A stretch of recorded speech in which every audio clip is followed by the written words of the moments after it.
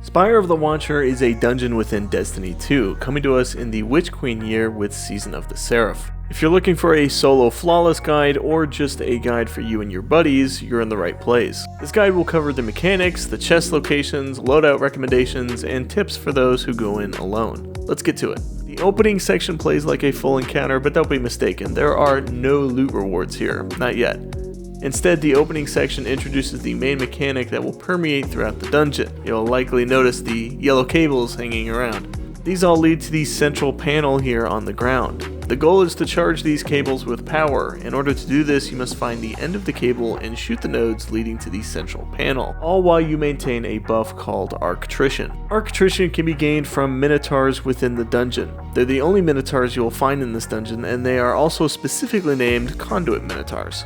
Once escorted from this plane of existence, they will leave behind a pool, and standing in this pool will give you Arctrition. Truth be told, this is something that you'll just have to memorize, and something that will get easier each time you do it.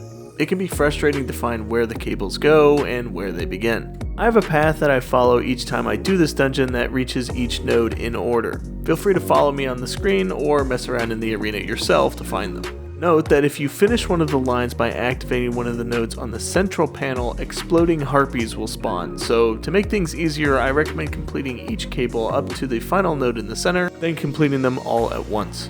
You don't have to do this, but it makes things a little bit less chaotic.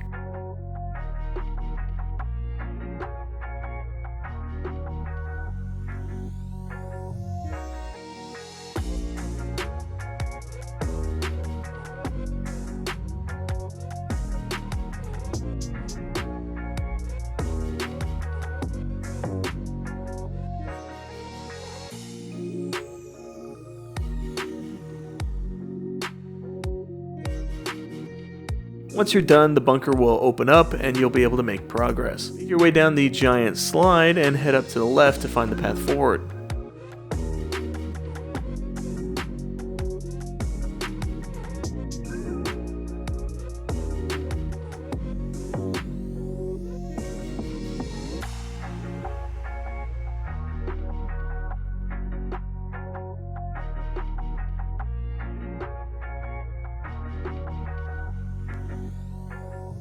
The way is pretty straightforward, but there is a chest once you reach the giant open room. You can do some fancy things like using Eager Edge to fly to the end, or some combination of grapple and mountaintop, but the way you're supposed to take is across these platforms, then up to the catwalk.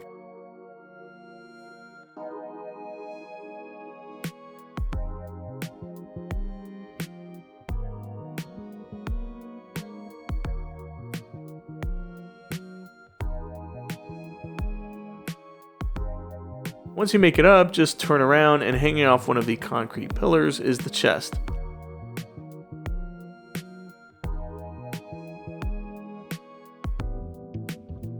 After that, just keep moving forward. The correct path is the only available path, so just head towards the first encounter at your leisure.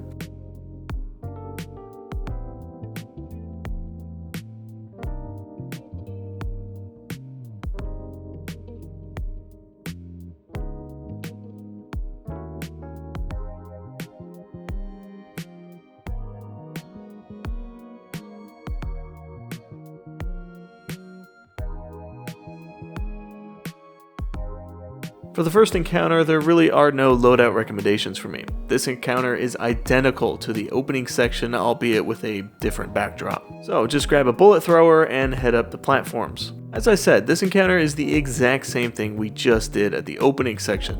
Take down the Minotaur, collect the pool, shoot the nodes. Again, the more you do this and remember where the nodes are, the easier things get. 2 sets of cables and nodes per floor, 3 floors total. Once you complete both connections, the elevator jump pad thing will turn on and take you to the next floor. Follow me on screen or find your own path.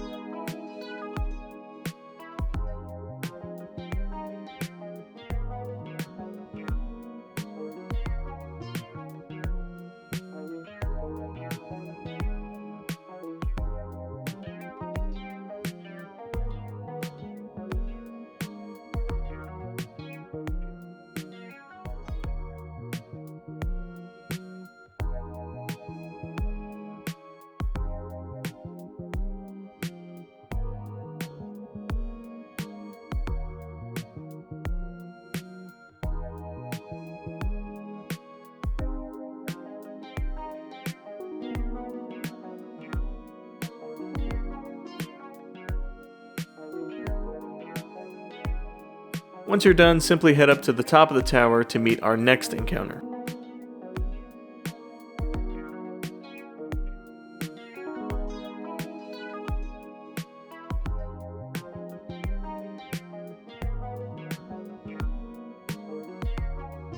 This is the top of the tower, which houses both our second encounter and the first boss fight of this dungeon. I recommend any precision damage weapons. Linear fusion, snipers. Things I like to use here are Leviathan's Breath, Whisper of the Worm, and Sleeper Simulant. The big thing is the boss will have an easy to hit crit spot and will quickly back away from you while dealing damage. So anything with some range and precision will work great. More cables. This time the 4 will begin in the center and each will branch out along one of the 4 catwalks. So find and take out a Minotaur, then use Arctrician to charge up the cables. The last cable you charge will be where you deal damage, so if you're in a team, make sure you're all on the same page as to where you'll be meeting for damage. For consistency, facing the boss at the start, I go clockwise, starting with the left. You don't have to do this, but this is what you'll see me do. So after you finish the cable, stop at the end of the catwalk near the last node you charged, turn around, and the boss will waddle over to you. He'll then open up like a peacock, and you'll want to shoot each of the red glowing dots all over him. Once you break them all, he'll open his center crit spot and back away towards the center of the tower. What you do not want to do is to chase him too far. Once the damage phase ends, Ankylos will send a blast of energy out that will push anyone back. And with these narrow catwalks, I think we all can guess what is likely to happen. The further you can stay back, the less you'll be pushed. This is why range is really good here. If you have a sniper or linear fusion, you can stay towards the end of the catwalk and just plink away at him without fear of being pushed. Other than that, it's pretty straightforward. He definitely requires patience. He's got a bit of health, and with him warming around a bit, he can make you miss shots. Once you take him down, go to the center to collect your loot and head to the final encounter. This transition to the final encounter teaches one last mechanic: red cables. So far all our cables have been yellow. Shoot the nodes in order to charge the cable. These red cables are the same, but a little different. The order in which you shoot the nodes doesn't matter. Instead, you need to shoot all the nodes within a time window to charge the cable. Pretty easy, and these first few red cables you run across are probably the hardest ones in the entire dungeon. Make sure you're careful on these fans on the way down. These things are a really easy way to lose a solo flawless run. Once you drop down to the open room, it's a simple matter of doing the red cables again, but after you're done, look under one of the set of stairs to find the other hidden chest. Then drop down one of the corner pockets to reach the final encounter.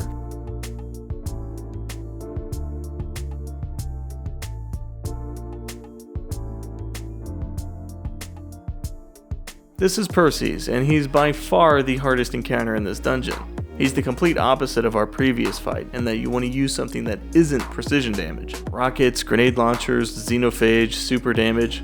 If you're solo and don't want to run the risk of blowing yourself up, I recommend Grand Overture. Supers are going to be your best and easiest option here.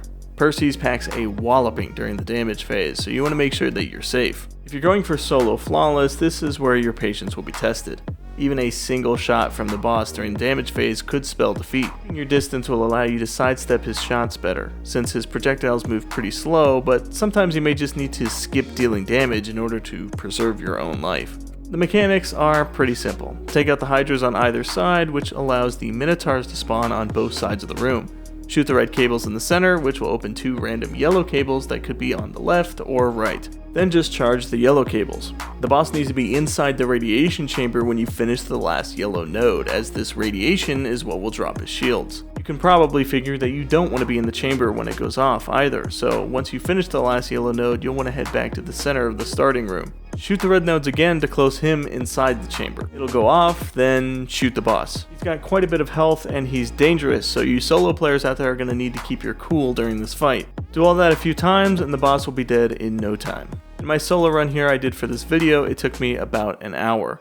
This is definitely one of the easier dungeons to solo flawless, but it still does require a bit of focus and patience, as all solo dungeons do. Regardless of if you're solo or running with a team, I wish you all the best of luck in your activity and your loot. If you have any questions or comments, make sure to drop them down below. Until next time.